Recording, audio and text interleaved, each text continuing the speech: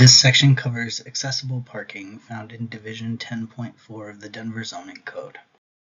In Section 10.4.2, we've removed the general provision that states that alternative minimum vehicle parking ratios are not applicable to accessible parking.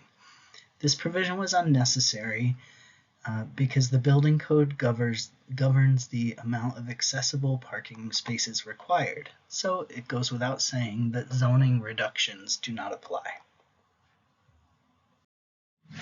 In the calculations section of the vehicle parking standards, we've added a section to address the requirement of House Bill 2023-1233 that allows applicants to count van accessible EV spaces as 2 required spaces for purposes of calculating parking provided to meet zoning requirements. I'll go into more detail in the following slides. This new section is the text that we've added to comply with the state bill.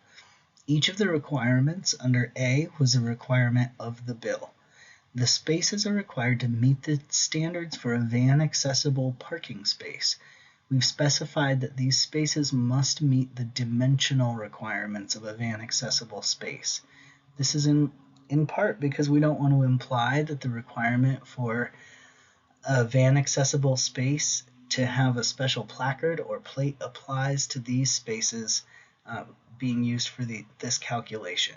You also can see in item A3 that it states that these spaces have to be made available for general use, which is one way that these are distinct from your typical van accessible parking spaces. Item B under 4 clarifies that these spaces are not to count as 2 spaces for purposes of calculating maximum parking where those standards apply.